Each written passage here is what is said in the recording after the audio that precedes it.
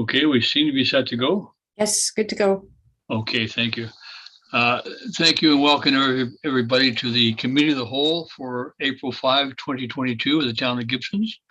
We're honored again to gather on the traditional territory of the Squamish Nation. Now, I have a confession to make. If I sound like I'm lisping, I am. My front teeth fell out the other night at dinner with sitting there with our MLA in Victoria. So right now I am absent about 4 teeth on the front of my mouth. So I can cover up with a mask if anybody prefers that, but you're going to be stuck with my lisp anyway. So I apologize for that. I think I've got that for 2 weeks. It's kind of cute. It's a cute lisp. Okay, so let's just call it that. So as we proceed now, I'll ask for approval of the agenda. Councillor Crowell, thank you. Councillor DeAndrade, thank you very much. All in favor? Thank you for that. And we have a new member of our Public Works team to introduce, Christian Norgard. And who is going to do that introduction? I see, Christian, that you're there. CAO, are you going to do that? Through you, Mr. Mayor, obviously I wasn't prepared to do that. Grace, I'm having some. But oh, there we are. There we are. Grayson is joining us. So there you go. That's nice. Yep. Okay, Grayson, are you going to introduce Christian, please?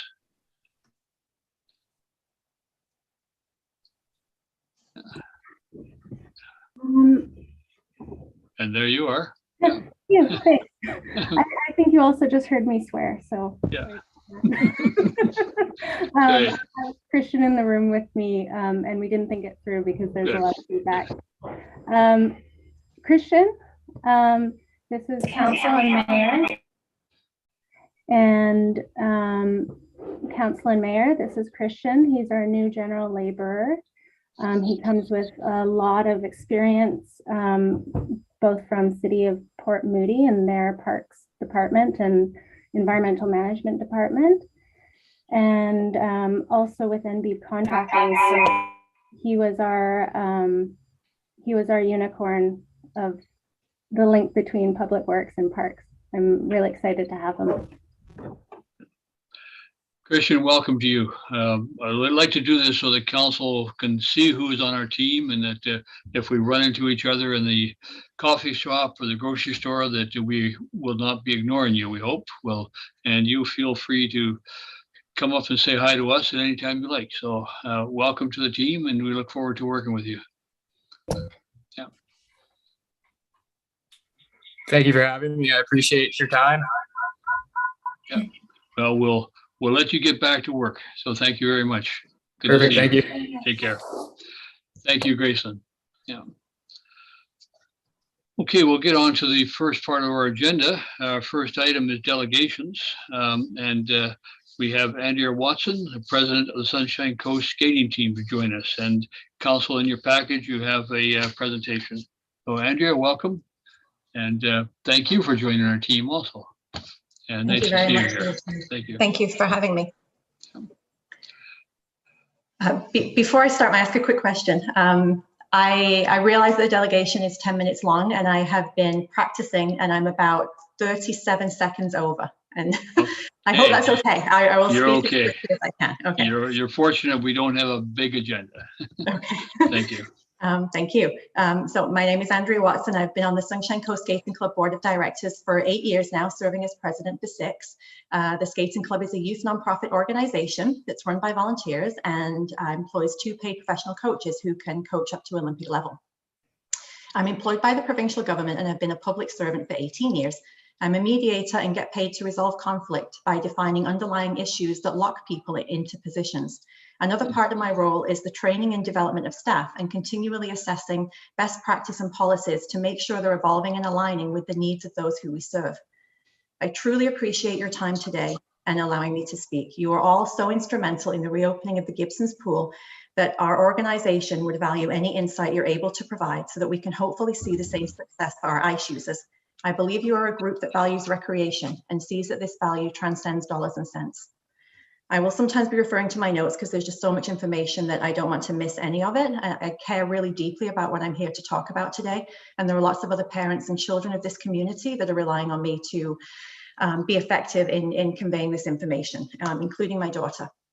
So I have two children, their ages 15 and 12. And when they were 4 and 6, I enrolled them in the Sunshine Coast Skating Club to learn to skate. My son, who was 4, left after a year, and this is why we refer to him as our favorite child. And our other daughter rose up through the various programs and is now part of the competitive stream. When I first enrolled my children, I had no idea that we did not have year-round ice in the community, and also had no idea as to why this even mattered. And I think that's fairly typical. We're all so busy that unless something directly affects us, then we don't really put much thought into it. And I think this is part of the reason why ice users have been lobbying for almost 13 years since 2009 for an extended ice season.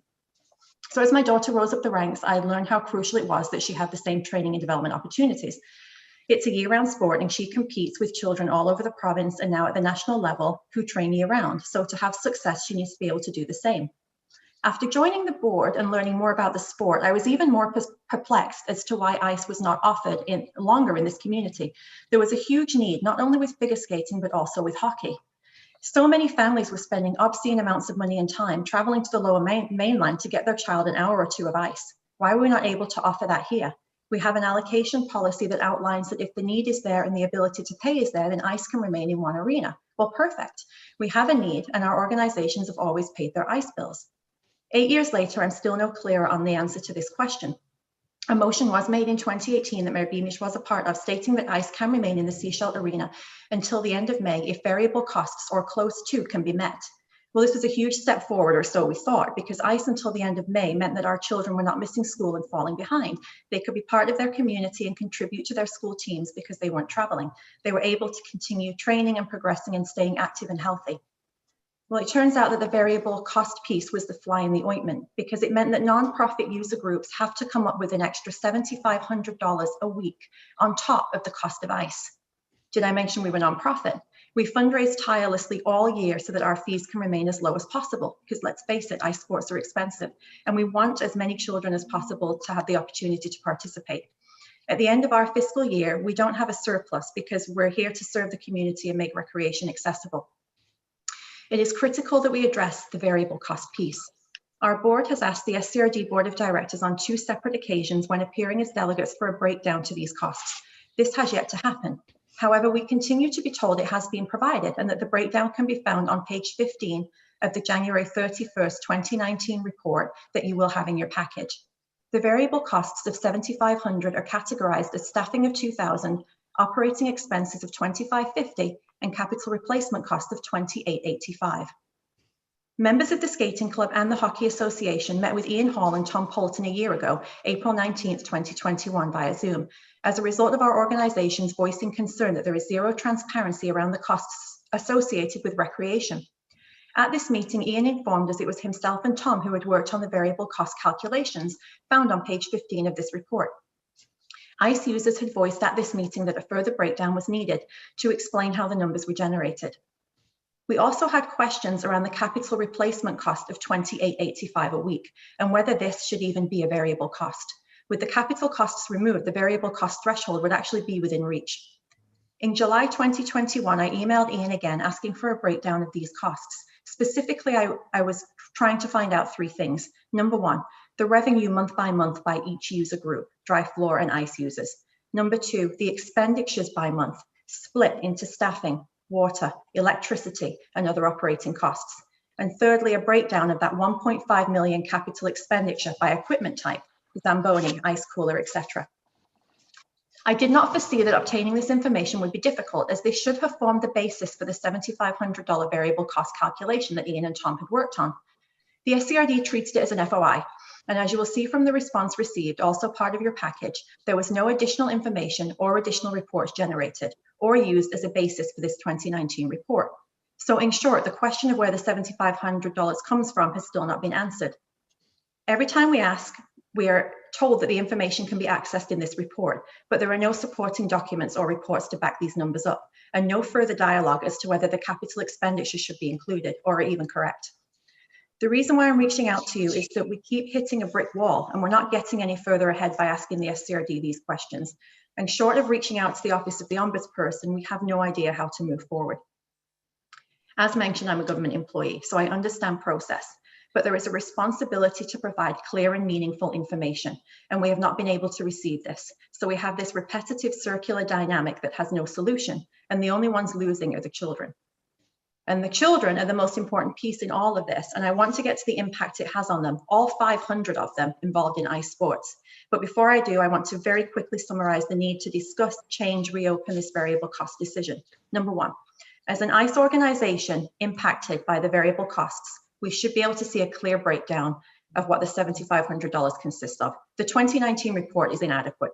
We should know exactly what it costs to run an ice facility, with ice and without, and have the reports to back this information up. Number two, the administrative procedure of the variable cost renders youth organizations incapable of booking enough ice outside of school hours. As you can see in the spring schedule in your handout, minor hockey had committed to booking ice 12 hours on Saturday and Sunday and 3 evenings. And the Sunshine Coast Skating Club booked ice every day after school until 8 p.m. But we were told we had to book an additional 33 hours a week to cover costs. To do so, we would have had to have booked 7 hours every day, Monday through Friday, when the children were in school, for the ice to sit there unused.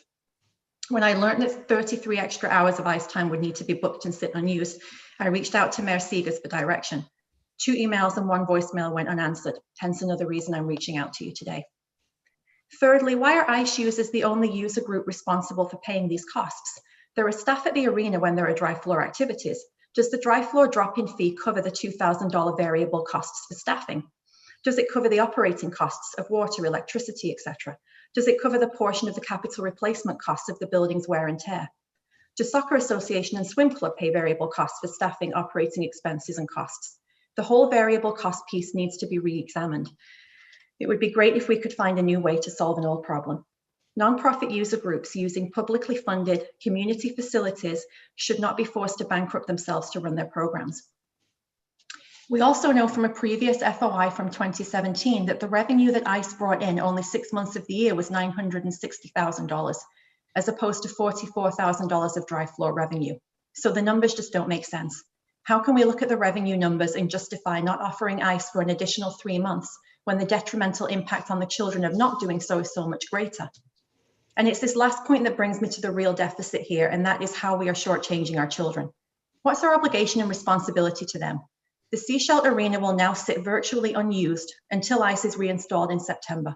A crying shame considering that our youth are again traveling for ICE, missing school, missing extracurriculars, and the ability to be part of school teams.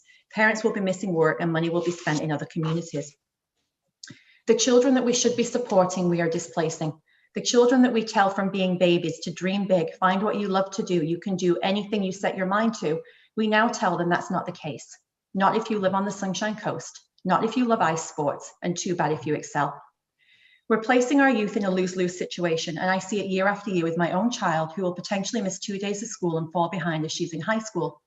This is a child who had straight A's through elementary school, and a report card from which I've taken this quote. She knows how to work hard to achieve success, setting personal goals, knowing when she needs to improve, staying organized, working until she's met her own expectations. She sets a high standard for academic achievement. So despite her natural ability, she cannot keep up with her schoolwork when missing 2 days a week, which causes stress and anxiety. But imagine that for a child who has a learning disability, or a child that works really hard to get B's and C's. And on top of the stress of missing school, these children are falling behind in skating. They're skating only 2 days a week now, when their peers are able to continue training 5 and 6 days a week. They can't progress with 2 days a week. For the skaters that have their double and triple jumps, they can't even maintain them. It's a well-known theory that it takes 10,000 hours to practice and master a particular skill, any skill, not ice related. But unfortunately, as a figure skater, after just a few short weeks, you lose your muscle memory. So they start again, putting in those 10,000 hours over and over again, every time the ice is taken out to meet an arbitrary number. So no matter what they do, they cannot win. They're losing in school and in the skating world. So in closing, we can do better for our children.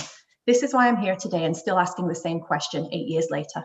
It's not acceptable to keep saying no when we can be looking at ways to collaborate and make this a yes.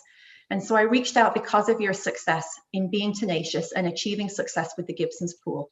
And we appreciate any insight you can share as to how we move forward. The ice will be taken out again at the end of this week, leaving the children without a training ground. All of us have a commitment to invest, not just in these kids, but in our community. We want great citizens and leaders and success stories, and we all play a part in making that happen. And we have tried over the years to have a collaborative working relationship with the SCRD. And we also have a rock solid, dedicated board of directors who are willing to put the time and effort in to grow membership and programs. But we can't do that with 6 months of ice. With the number of new families moving to the coast, we have wait lists that we cannot fulfill without spring ice. We have the opportunity to grow and potentially be booking much more ice in the future, but we need to start somewhere. And we can't plan programs if we're not given the opportunity and the support. And I know I've run out of time, and thank you again for just being willing to listen. And again, I appreciate any insight into a path forward or any next steps. Thank you. Andrea, thank you very much. You're very persuasive and well thought out discussion and argument. And I don't disagree with you. I recall when this facility was planned in Gibson's, and I recall some of the opportunities that were presented to council, to the community at that time, and included a summer hockey school and summer training opportunities, and that they have not materialized yet. And in fact, we appear to be more creating expectations that we cannot follow through with in terms of training for youth. But I won't comment further this time, but I will invite councillors to it, and I will come back to it. Councillor Lovely.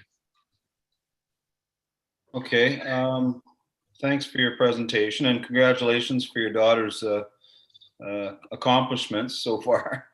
You hit on a couple points that frustrate me sometimes as well with the SCRD, even during budget and taxing. Is that, I mean, when I was reading this report, I expected to see some sort of detailed financial statement or some sort of, as you know, I'm scrolling through, I'm going, okay, I want to get to the numbers. Like, I don't need to read all these things, and let me see the numbers. And there aren't any. And I brought this up with them before. So before I get too crazy about it, and I know we can't make any decisions today, but I mean, I come from a numbers background too. Like, if you just say capital cost to somebody, well, I mean, maybe you hope they go away, but it's a publicly funded. I would only assume capital costs are paid by the taxpayers. Or if this is just simply a line item that's showing depreciation of capital costs, there's no cash value in that. So there's a whole bunch of things that have to be determined, I think, but I would say, like, don't give up.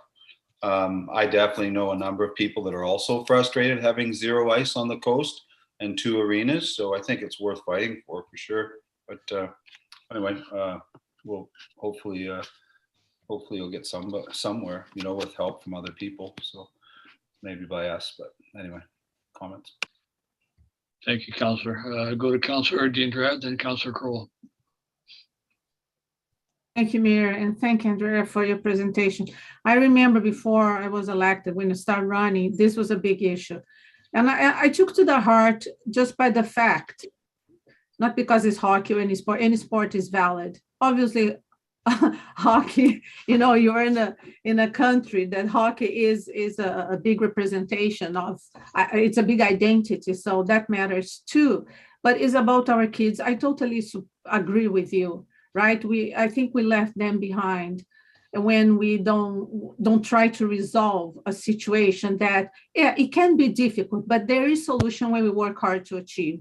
And I know there's conflict with the dry sports, but I don't see this as an impediment. I see just, okay, there have to be some work involved, trying to find perhaps both compromise, because I understand that their season is shorter, but nevertheless, you cannot just also short the hockey season, which is longer. So to me, it's very sad that after 2 years, this has not been resolved.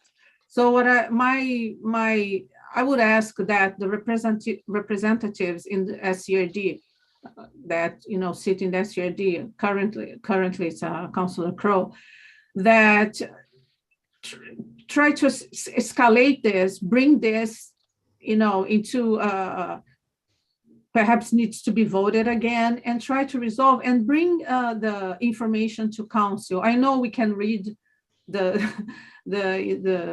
all the agendas, but we already have so much going on, so sometimes we miss the agendas. But I cannot see what, another year, and you talk, Andrea, about 8 years, and for me it has been 3 years, and I think it's kind of ridiculous, this situation, right? So I hope at least to see a resolution, and whatever it takes, I hope Gibson's council gets involved in that, because we need a solution. It's not acceptable to me not to have a solution after 8 years. Councilor Kroll? Thank you, Mayor Beamish, and thank you, Andrea. And I think I was also sitting on the regional district board when you made your appeal to them back in 2020. But, and the curious thing was, Director McMahon and I both asked for a better breakdown on the recreational costs. It's a huge budget. It's daunting when you look at the magnitude of the recreation budget. And it just seems to be, I think, to quote Director McMahon, she said, it's this mysterious black hole of money that to Councillor Lumley's point, there's no clear accounting on, like, to try and figure out actual costs. The other thing, I look at, the schedule for 2022, and I see no ice in the Gibson's arena.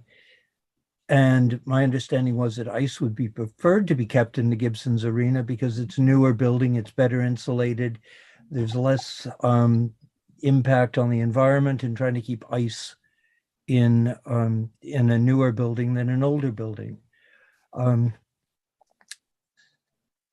at the end of the day, if, we are to take this, $7,500 a week figure as gospel, that's $30,000 a month to, a shortfall here. So, it is a daunting figure. I totally appreciate everything you've said, and, you are a great speaker. Have you ever thought of running for politics?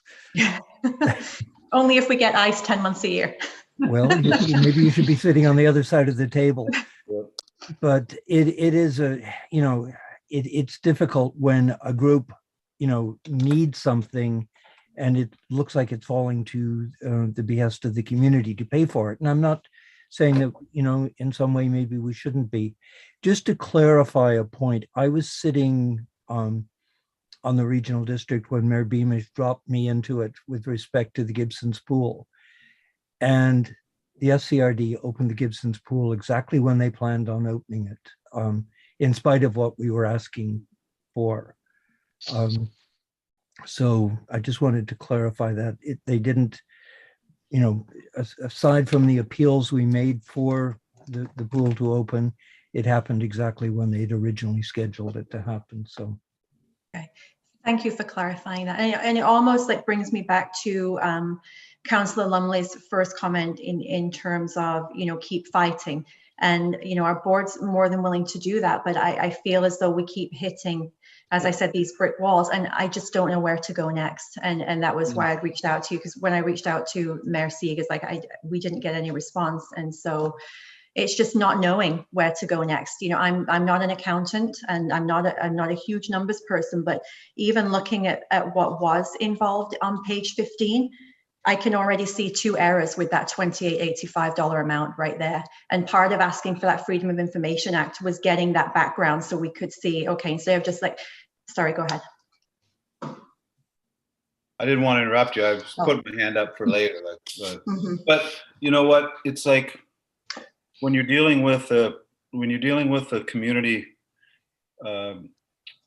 let's say business, right? Because you take in taxes and you take in funds from people, like the community who are paying those fees with their after-tax money.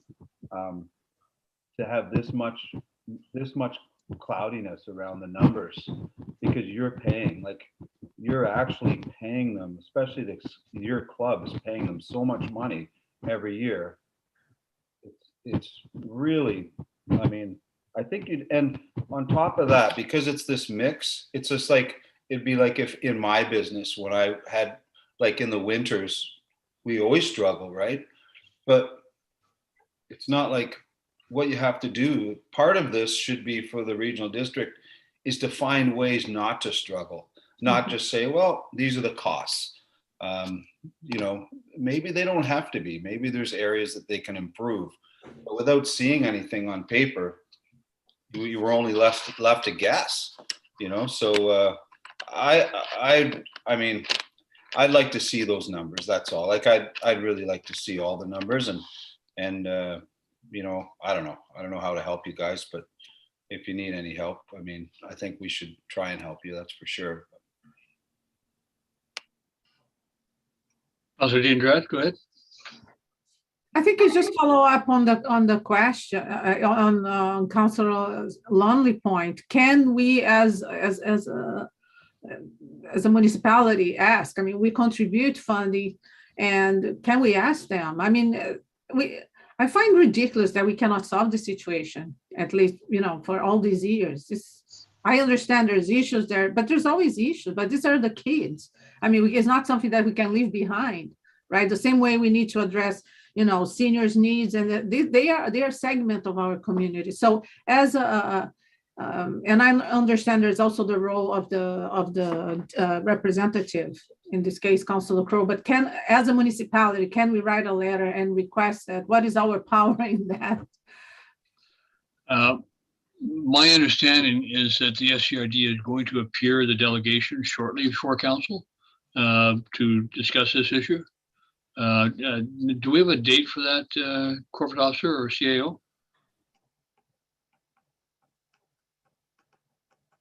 I'm sorry, Mayor Beamish, what was your question? I didn't quite hear you. I understand that the SCRD is going to appear before council shortly to address this issue. Do we have a date for that?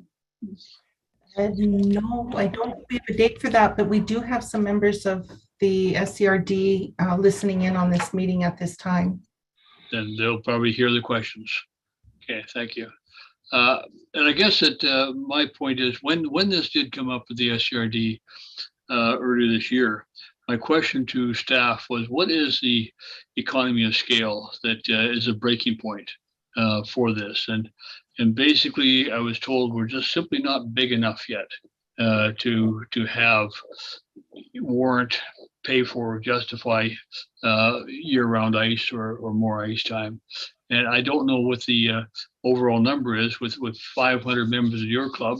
That would seem to be significant. I do know that with ice sports, it's probably more of a transition into other field sports now going on with, you see baseball and soccer and everything else gearing up.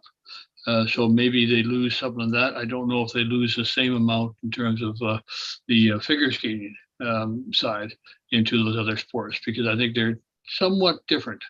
And so that there may be some transition there, but I certainly would like to see us get to the point in time where we not only have year-round ice for our ice users, but we're able to run these schools that your kids go to elsewhere and add to the economy. We got a presentation from the minor ball this year talking about what a contribution to the economy of Gibson's for one tournament. The hotels used and things of that nature. And it may well be that, I don't know if you have visiting clubs back and forth, but that might be something you might want to take a look at as well, as kind of put together, okay, we get people coming into the community, they stay overnight, they go to the restaurants, they stay in hotels, what that kind of contributing cost would be. I'm certainly quite prepared to go back to the SCRD and ask for more detail to be presented to our council. If we haven't got them scheduled right now, which I understood they were coming forward, I would invite them to come in fact, I'll invite them to come to the next committee of the whole meeting, which would be I believe that'll be the 15th, if I'm not mistaken. Maybe later than that, sorry, I check that. What's the date of the next committee of the whole meeting, Corporate Officer? We have a committee of the whole meeting 2 weeks from now, April 19th. So I would propose we invite the SCRD to come to that meeting, specifically discussing this issue, and provide details of costs, so that we can continue the discussion and not have a significant break in time and we lose our thoughts. That being said, I understand that the ice is scheduled to come out very quickly on Friday this week, and I don't know if there's anything we can do to stop that.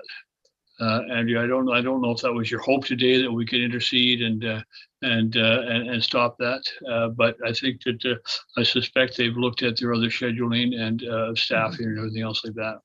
Yeah, I mean, it was our initial hope when I had reached out to Mayor Seegers late December and then early January that we could have this conversation and maybe not have the ice taken out. But yeah, I had no hopes that this meeting would result in that today.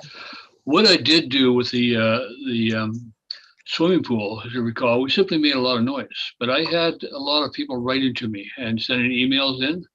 And I would suggest that might be a strategy with your club. I haven't seen that volume of email come. And if that was to come at all levels of our government, yes, those who live in the SCRD, write to the SCRD. Those who live in Seashelt, write to Seashelt. Those who live in Gibsons, don't hesitate to have them individually. I mean, that certainly gets attention. And I made sure that those emails that I received were copied to the chair of the SCRD as I received them. And Counsel saw them every week in the reading file. So the issue did not die down. I agree with Councillor Kroll. I don't think it made a difference, but it certainly we were able to speak up loudly at that time. And we heard the issue, and we will continue to lobby for. We do understand on that particular case with the pool, the problem with attracting lifeguards and of that nature. You don't have that same problem. You've got your trained people there who are prepared to continue to provide a service. So I understand that, but let's focus on finding more information and then look at the 2022 schedule and see if we can't push that forward. And if there's any opportunity that you can think of through your club, through your association, to look at extended use through a contract for a summer school program, either starting earlier or continue the program going, that would be interesting too, to see how we could better add to the economy, the income for the facility, taking some of that cost off your backs. And but we will ask the questions of the regional district, and I believe they are listening, and ask them to come to our next committee of the whole, which will also be at 3 o'clock in the afternoon. Thank you very much. Appreciate all the suggestions. We did lobby our user groups, and I also just want to just make it known that the 500 kids that I quoted, they're both organizations combined, so not just Figure Skating. I don't want to mislead you into thinking our skating club has the 500, but that's combined. And maybe Councillor Kroll had seen some of those petitions kind of roll into the SCRD, but we didn't send them, I don't think, to Town of Gibsons and elsewhere. So thank you for that suggestion. But I think part of us lobbying and appearing as delegates so often maybe with the SCRD is we kind of have this reputation now of being, I don't know, for lack of a better word, or I think maybe we've been called this word, entitled, or, you know, maybe we're just seeming a bit irritating to them right now. And I just want to stress, we just really want to work together and just make this a win-win. And let's get the kids out there and playing and being healthy. And so thank you. I appreciate your time. Have you sat down with SCRD staff at any time during this process? Well, we did a year ago with Ian Hall and Tom Poulton when we had questions about this 2019 report. So we have had that conversation. Well, Shelley's new. If you haven't sat down with her, maybe that's another opportunity to do as well, to look for a meeting as opposed to, a lot gets lost in emails and correspondence as opposed to having that meeting with people. Yeah, I haven't talked to Shelley yet, so thank you. That's a good suggestion. Encourage you to do that. So Thank you very much for your presentation. Very well put and very well presented. And you stuck to the 10 minutes. It's us that have gone over. Okay. Thank you. Thank you. Thank you very much. Councilor Andrade, last word. I want to make a comment that I believe many parents don't enroll them in hockey because of the constraints. But if we solve these constraints, we will also help the financial part, because some parents already, is ruled out that they can take the kids to the Lower Mainland and things like that. So they don't even invest their efforts in assigning the kids to the sport. So I think there's a chance to increase revenue just by solving the situation. Yeah, it's the whole chicken and the egg thing. Yeah. And I know that whatever ice we've always committed to, that's always our minimum. We always end up booking both organizations above and beyond as we kind of get rolling and more registrations come in. So we're always conservative and give the minimum, but we can really grow if we're just given a year to just really get those programs off the ground. We have such dedicated volunteers that work so hard for these kids and these programs that I know we can do it. I believe you can. Thank you. Thank you. Thank you very much. Okay, Council, thank you. We'll now move on to the next agenda items, and I'd like to request a resolution to receive all of the reports. Councilor Crowell, Councilor Lumley, thank you. All in favor? Thank you very much. We'll go then to Kirsten Defoe, the planner on the temporary use permit and change to liquor license application for an expanded patio area at 101 Brew House and Distillery. Kirsten. Thank you, Mayor. I will go ahead and share my screen.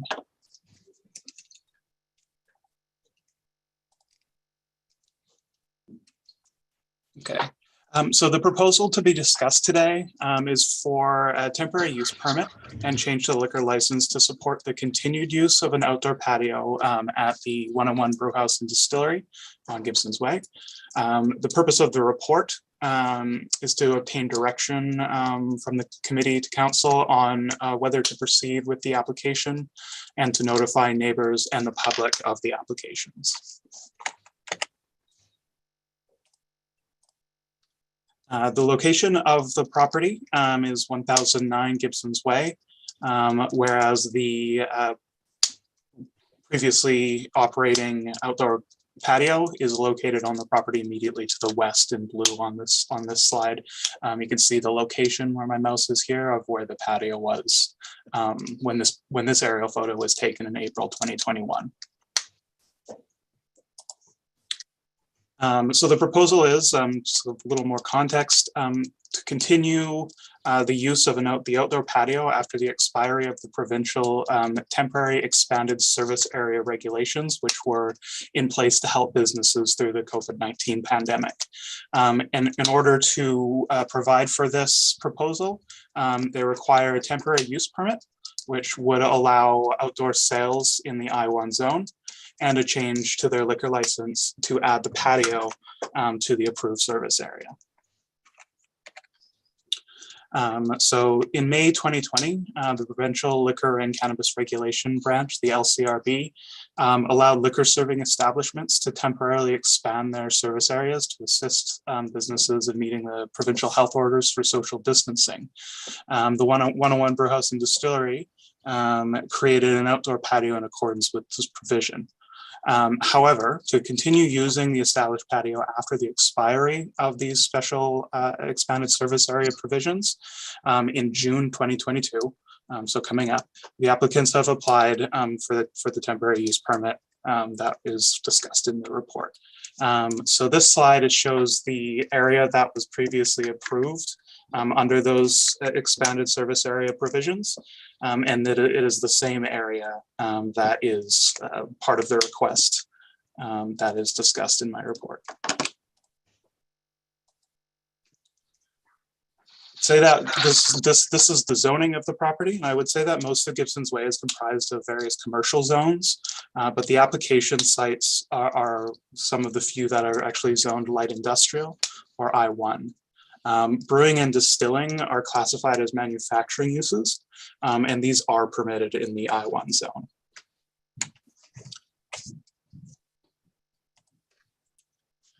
The intent of the I-1 zone is to provide for a limited range of light industrial and commercial uses compatible with the development of a business center. And while restaurants or premises for the consumption of alcoholic beverages are not a permitted use or permitted primary use in the I-1 zone, the brewhouse and distillery premises can be subscribed as an accessory use to the primary manufacturing use. It is the outdoor component associated with the patio that requires the temporary use permit, because the permitted accessory use for the sale of goods manufactured on a lot by the business can be done provided that they are conducted indoors. And then there's some provisions about the gross floor area, which is for outdoor space, not strictly defined or part of the definition of gross floor area. So as I've indicated thus far, a temporary use permit allows for a use that's not otherwise permitted under a zoning bylaw to occur on the site on a temporary basis. The maximum duration of the temporary use permit is 3 years, with the option provided to the applicant for a single extension for up to the same time period, so up to a total of 6 years. Once the temporary use permit expires, the applicants are, just to identify the time frame, the applicants are requesting that full 3-year time frame for this temporary use permit. Once it expires, the patio will either need to be removed or a rezoning to allow the outdoor sales use would have had to be adopted by that time. Page 6 of the staff report identifies how the proposal meets the intent of the official community plan and the objectives of the strategic plan. Moving on from the temporary use permit component of the proposal, looking at where we are in the application process for a change to a liquor primary license. So as I've indicated, the LCRB is the body that is responsible for licensing liquor premises. The 101 Brewhouse Distiller has applied for the town and to the LCRB branch for the change to its liquor license. The LCRB referred the application to the town for comment and requires response within 90 days. Council's procedure for reviewing liquor license change applications is outlined in Council Policy 1.26. It requires notification of neighbors within 100 meters of the property, as well as a notice in the newspaper for 2 consecutive weeks. In addition to notices at town hall and at the premises.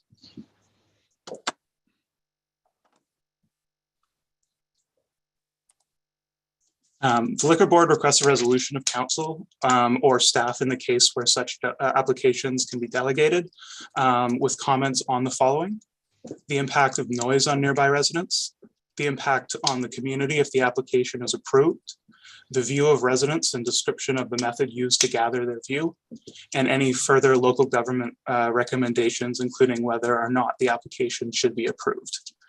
So staff has provided an initial review of these considerations on pages 4 and 5 of the staff report, and has referred the application to the RCMP and fire department for comment, and no concerns with the proposal were identified prior to notifying neighbors. Fortunately, temporary use permits and liquor license changes have partially overlapping notification requirements.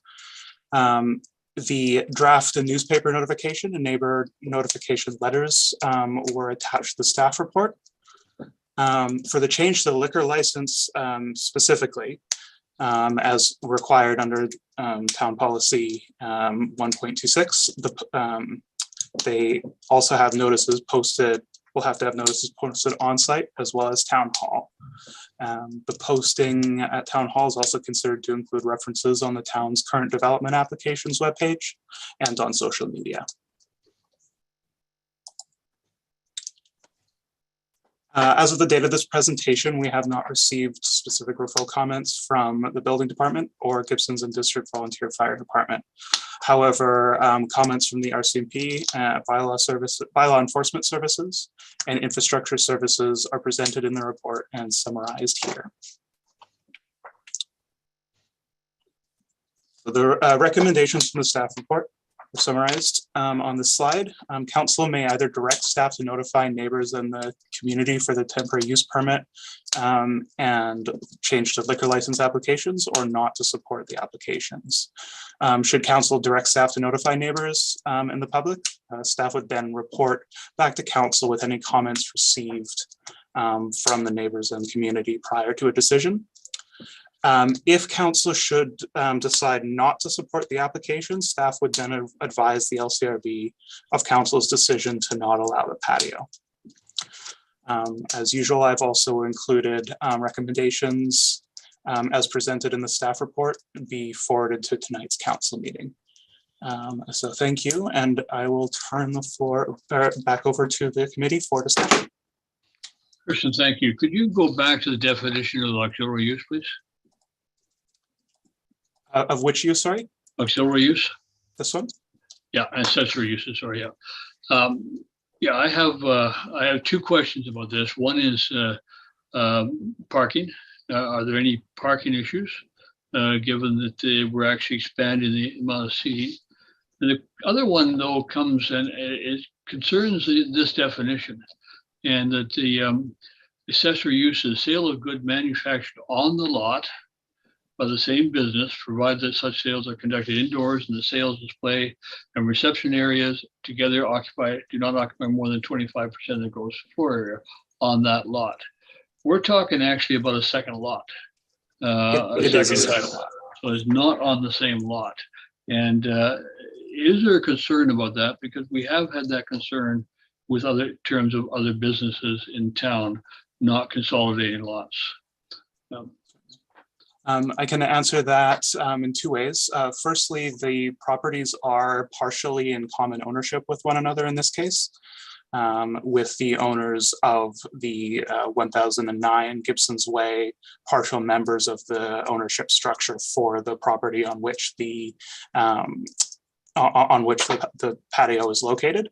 Also note that at this point, there could the future development considerations of the property owners have not been fully ironed out.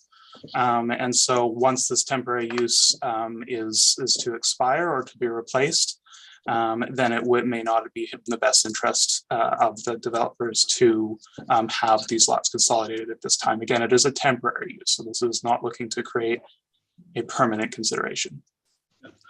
I guess that did being the case, the temporary use could, though, in this case, carry on for a total of 6 years because it can be renewed, correct? Correct. Yes. And yeah, I'm just trying to caution everybody, setting a precedent, and I'm not sure if we haven't already set that with the other temporary use permit we approved previously for the other pub, but I'm just concerned that that we try to work within the definitions, and this seems to be going outside that definition. And then what about parking? Was parking satisfied? Parking has been satisfied for the business. There is unformed but substantial parking spaces available on the same lot as the patio space itself. Yeah, thank you. Councillor Kroll here. Thank you, Mayor Beamish. Just for clarification, I didn't think they were increasing their license capacity. They're just increasing the space in which they can serve. That is correct. Right, so there's no issue with parking. It's just the same number of people over a bigger area. Ooh, I wouldn't say. I've been in there when I've been in there when it's been full, and the additional space is being used as well. So, yeah. But they're not increasing the number that they're already licensed for. I haven't seen that license. I don't know. Yeah. It's in the report that they're not increasing their legal license, the number that they're legally licensed for. Right. They're just increasing the space in which they can serve. Okay. And we've done this. We did it for the 101, and we also did it for the Blackfish. So it's two pubs. Yeah, but they were on the same lots. I mean, my primary concern is, do we have the parking? If we do, that's fine.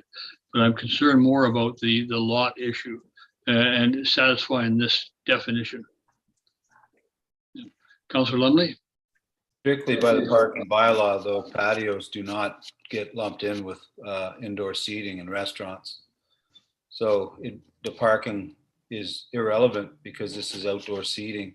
Okay, I mean, just as if you're talking about just a general idea, if there's enough parking, right. if they're not increasing their liquor, if they're not increasing their capacity under their liquor license, they already have, because they wouldn't have been able to have this patio if the BCL didn't approve it in the first place. So they've got some sort of approval from the BCL, which I think I had the same opportunity. Yep. And there was a timeline that you would have to actually notify them to say that you wanted to keep it, and they're exercising this now. And it's kind of really nothing more than they did during COVID. They're just saying, hey, we would just like to keep this. But as far as the numbers go, like, I haven't looked at their license, but if what's happening here, which happens all over Gibson's and the Sunshine Coast in the summer, is that nobody sits inside if it's a nice day. So the numbers don't go up.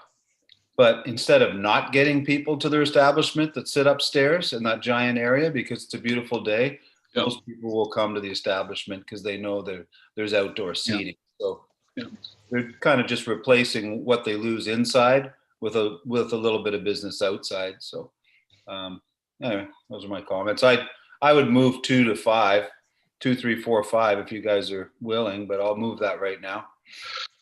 Okay, seconded. Have you thought about how you get around the definition of accessory use? Or, I mean, we have another business in town that has been required to. We've had that ongoing discussion with another business in town about being on more than one lot. And Director of Planning. Yeah, thank you, Mayor. I thought I would add to this conversation. I know some discussions we've had relate to a requirement that we can't issue permits for a building that crosses a property line. In this case, no structure or building permit would need to cross a property line. Okay, yep, good, yep. Yep, Councilor D'Andrade. Thank you, Mayor. I have no issue with the establishment. I think they're doing extremely well. And I'm happy to continue. I think this is important, right, for our community, for the business itself. But I'm concerned why this legislation was presented, because it's not applicable. And I have the same concern, Mayor Beamish. Are we doing something that is not permitted, or do we have to create another bylaw that, in case the lot belongs to the same person? I mean, I'm just like, because in approving that, what I don't fully understand the repercussions, because it doesn't seem, I mean, this slide here, it's not applicable. It's applicable for the second permit, but not for this one. So I'm a little bit lost. Kirsten? Thank you, Mayor. This is one of the ways that we considered that we could meet the intention of the temporary use permit on the property. There could be alternative approaches which would result in the same outcome for the business. Happy to consider those. However, the staff report that I'm presenting today is looking at this one. I can appreciate that the portion of the definition defining to lot specifically does identify that is correctly identified to not specifically apply to this situation. However, if you have any other considerations, we could have that. Director of Planning, I believe, has a question. Director of Planning. Thank you. Yeah, I thought I might be able to provide some background on this that is sort of particular to this application. And that is that when we spoke with the applicants, of course, rezoning was the first consideration, or an amalgamation of the lots in order to accommodate the use cleanly. But in that conversation, we learned from the applicants that they weren't in a position to where they're prepared to set in stone their long-range plan for the property, but they want the opportunity to look at that long-range plan and therefore requested the temporary use permit in order to give them time to sort out a permanent development plan for the lot. Yeah. And don't misunderstand me. I'm not opposed to this application. I am opposed to setting a precedence that the next business that comes along and says, well, I've got a lot, I own the lot next door too, and I want to put something on that. Or I want to put my parking lot on the lot next door. And then we allow it to happen. Then next month, the parking lot is sold off for another use, and we've allowed the business to expand. So it's just questions we need to know when we're setting precedents. That's all. Go back to one of the planners, one of the Kirstens. So let me clarify as well that the situation is unique from a situation like you've described, because this will have a specific temporary use permit associated with it, and a time frame for that to expire. If someone were to be using something for their permanent parking requirements for their permanent business premises, then the situation would be different, and the consolidation of the lots to provide for that would certainly be something that's still on the table. I wouldn't say that we'd be creating a precedent to allow that situation rising. Director of Planning.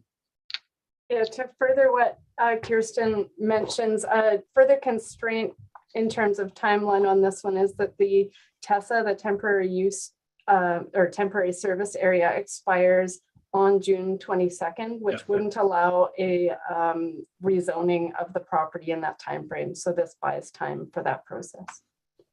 Yeah. Council Lumley.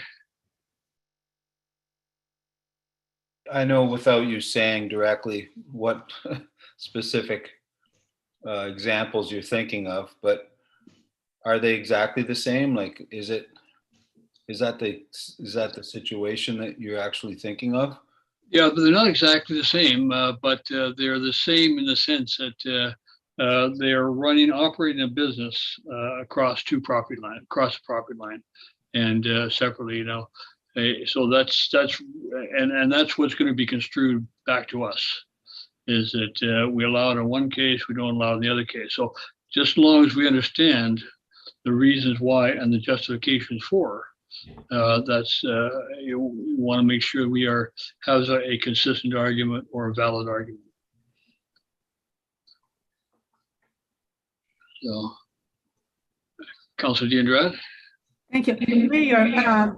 Because I share the same worry, do you think if we put like that in this particular case, the temporary permit cannot be extended? And if they decide to continue, they would have to amalgamate the lot or something, because at least in putting a condition, and I don't mean to make their lives difficult, but at the same time, every time you open a door, I agree with you, Mr. Mayor, it's council that pays the price. So we need to be fair with everybody. So at least if we set a time for and perhaps say that this permit cannot be renewed unless the owner decide to amalgamate the lots, and then at least for other situations we look for similar approach. Do you think this would make sense? Would Councilor Kroll first? To Councilor D'Andretti's point, we didn't put a restriction on the tap works, and they don't even have a relationship with a partner in the business being the owner of the property in question. They have an arrangement with another property owner. So to start being punitive to this property owner and this business when you've already granted something to a previous business in town, to Mayor Beamer's point, you've got to be consistent and be able to be prepared to just, the property owner's long-term plan, as I understood it, for this property ultimately is housing, commercial ground floor housing above. Time is going to determine when they want to proceed with that project. But I don't think, I think in light of what we've done for tap works, I think it would be punitive to this business and these property owners to suddenly put all sorts of restrictions on a TUP. And I think I think you've proven my point, Councillor Kroll. We have already set ourselves up in terms of setting the precedence. And we didn't have this definition before us when we set that precedence. Exactly. And now we are continuing it. And how do you refuse it to the next business? And we need to either change the definition or stop setting precedences. And that's all. My only concern is do this knowingly that you are, that somebody else could come in and say, hey, there's a good idea. I'm going to expand my business onto the lot next door, and I don't have to consolidate. I can keep my options open for further development of some other kind in the future. That's all I'm just saying, is that there's a reason why these definitions exist. Councillor Grohl? But by nature of it only being a TUP, the maximum it's ever going to occur for is 6 years. Yeah, or we could do a 1-year temporary use permit until they get their plan in place and then come back and talk to us about what their long-term plan is. I mean, there's different things that we could do on this. And so that they are allowed to continue for another season, because really what they're trying to do is continue beyond the permission that was uniquely granted during COVID and continue that use. I'm just concerned that there are a number of businesses in town that own more than one lot or have more than one lot. It just concerns me that we set precedences and then we build on that without amending the bylaw or something. So that's Kirsten. Yeah, thank you, Mayor. I wanted to clarify that this definition is within the light industrial zone definition for the accessory uses. So previous applications, this wouldn't have applied if they're in a commercial zone, for example. Okay, good point. Thank you. Mhm. Yeah.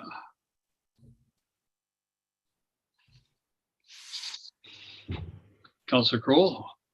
I just sort of bring to attention in our reading file for March 22nd, there is a open letter to the hospitality sector with respect to the situations that were extended to licensed premises to expand into an outdoor area during COVID protocols.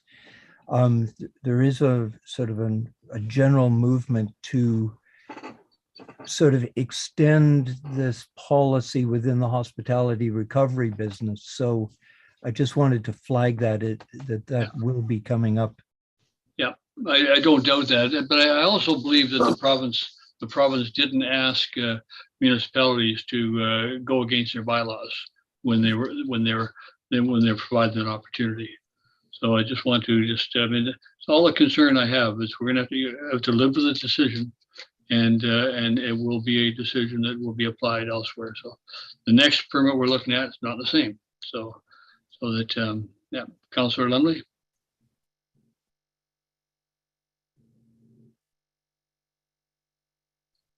Councillor Lumley, you're muted. I know it's kind of time sensitive, as was previously mentioned. But why don't you just shorten the temporary permit and then temporary use permit and ask them to come forward and say, like, if your plans are so far in the future that you don't even know, then just, I guess, add that patio to the lot. I guess that would be the answer, would it not? Like, you would just carve that up and add it to your current lot. Like, if you're gonna, I can't imagine somebody would build a business for 6 years and then just decide to take it away to put in some commercial space there. Like and again, I'm not the developer, but I couldn't imagine putting the effort and putting that project forward and not coming. So, maybe give them a little bit of time to come up with a plan. But maybe they hadn't thought this far ahead. They just want to keep their patio, which is in line with the LDB. Maybe we could just shorten the temporary use permit and come back, Yeah. I don't know. I think I would certainly support that. And I think we could probably argue with ourselves that we're giving them time to make a decision and come back to us with more information. I mean, it's really nothing in the sense of time of canceling an internal lot line at any time during the process if they chose to do that. Mhm. And in fact, is there zero setback on these properties up there? Is there any setback requirements on these properties? Either Kirsten or Kirsten? Just bringing up the zoning here so I can answer your question correctly. So there are setback requirements for front lot lines for buildings, which is 6 meters, but the interior side lot line, which both the sides of the properties, that is 0 meters in this case. So, okay, we do have a recommendation moved and seconded on the table. I don't want to shut this down because I do believe that this is an important use and opportunity in the community. But I do want to be I'm just cautious about setting ourselves up for precedence in this way. So my sense is that the temporary use permit application is it for the 3 years? Yes, that's what the applicants have requested. Yeah. I would certainly support going for a 1-year temporary use permit and then asking them to come back during that time for renewal and see if they have a longer term vision for the property. And maybe in that time also say, okay, well then this is what you may need to do with council to do that. So I would support a council member. You want to say that? Yeah, it falls in line. You renew your liquor license every year as well, so it's not like it's going to fall through the cracks. So so you're going to amend the recommendation? Well, I'm going to hear from Kirsten R. Yeah. Thank you. I just wanted to put into the discussion that as zoning amendment, we typically, which would be required to bring this into conformance long-term, we typically give a time range of 6 months, 9 months to a year to complete. So that should be considered in the timeline that council wants to put. But they could apply for another continuation of a temporary use permit again with some satisfaction on that. So I would move to amend the motion that and add that the temporary use permit be approved for 1 year to enable the proponent to develop their plans for the site. Seconded by Councilor D'Andrade. So that's an amendment to the motion. Now they may choose not to do that for whatever reason, but at least it gives them a year's breathing space beyond the required shutdown in June. So, okay, Kirsten. Apologies, Mayor.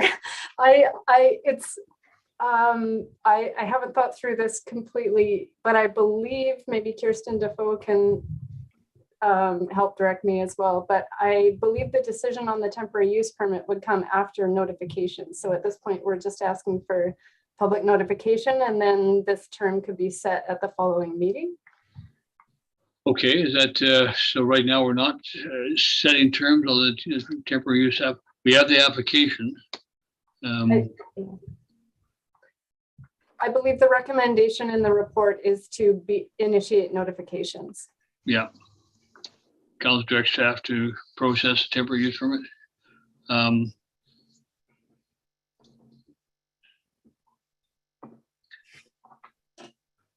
Yep, we could do that at a later date if Councilor D'Andrade agrees. We could withdraw that motion at this point in time. Just proceed with the main motion. And do you agree, Councilor D'Andrade, for the record? Yes, thank you. I would do that, and then we have the main motion, which means we have some time to think about this before it comes back to council in terms of the term, and you could actually talk to the proponents on that. Okay. Okay, so let's go back to the main motion then, and that is moving recommendations 2, 3, 4, and 5 as they appear in the staff report of April 5, 2022. And that's been moved and seconded. All in favor? Okay, thank you. And let's hear now back from the neighbors and perhaps from the community, since we've had this lengthy discussion. So thank you very much for that. Okay. Thank you. The next report on the agenda is from the accessory lounge endorsement application for liquor license at 1050 Venture Way for 1 Foot Crow Distillery. And this is Kirsten Ruckins, Director Planning.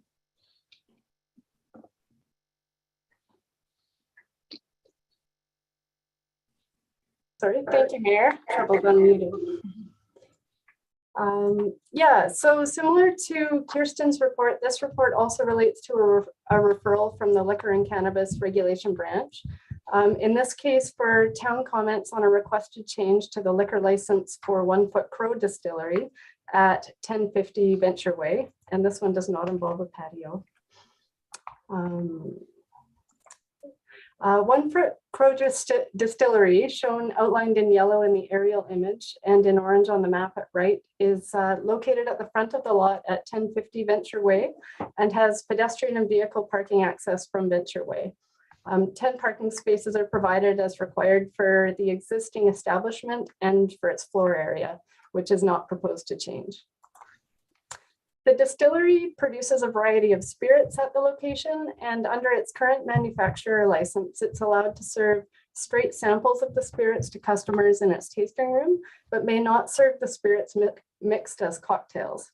So the requested change is to include a lounge endorsement with the manufacturer license, allowing service of cocktails in the small tasting room on site.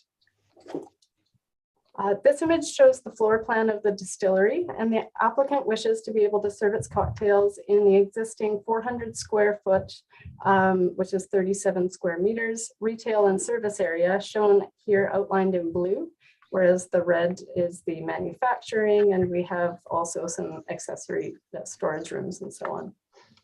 The tasting room is proposed to maintain a capacity of 12 people under the liquor license. The property, like most of the surrounding properties fronting Venture Way, is zoned I1 light industrial.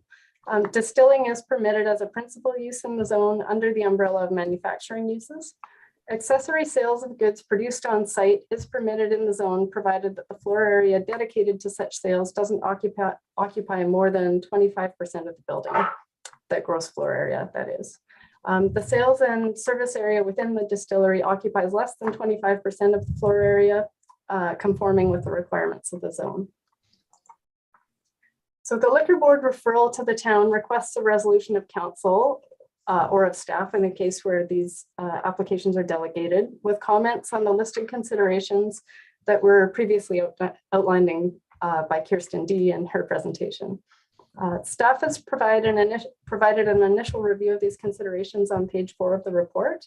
And staff has also referred the application to the RCMP, bylaw officer, and fire department for comment, with no standing concerns noted.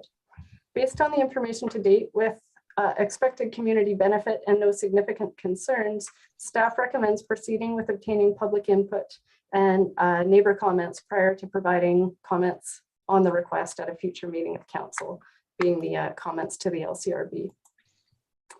So as outlined in Council Policy 1.26, the public is to be notified of the proposed changes to a liquor license through a newspaper notification posted for 2 weeks, a letter to neighbors within 100 meters of the property, and with a notice posted at the site and at Town Hall.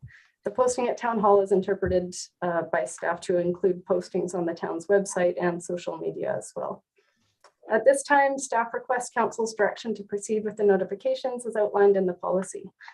Copies of the draft notices are enclosed with the report. So staff's recommendations are on page 1 of the report. And the first recommendation is that council directs staff to proceed with neighbor and public notifications as per Council Policy 1.26. And staff also recommends forwarding the recommendation directly to tonight's council meeting to allow timely notification. I'm happy to respond to questions, and we also have the applicant Bob Botteri with us to answer any questions the committee might have about the proposal. And I'll turn the screen back to you. Thank you very much. Council, if you have any questions? Councilor Dean Drive. I have a question. I just want to say this proposal, it doesn't breach the bylaw, is awesome, and I support. Yeah. Are you moving it? I can move it, yes. Okay. Seconded by Councillor Kroll. Any further discussion? Yeah, I've not been in there before. I think this will encourage me to possibly go in and investigate. Yeah. Councillor Lumley? The only question I have is, did the planners split this up based on one likes beer and one likes hard bar? Is that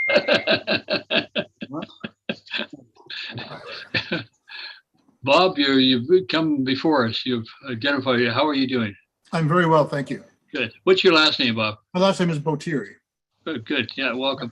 And how's that going? 1 foot crow. I love the symbol. I actually have one of those broken off black crows, those Cool. metal ones that fell. It only has 1 foot now, so I should drop it off. We have. Yeah, you should. And yeah, we're doing well. But this would be great for us. A lot of, because we do sell.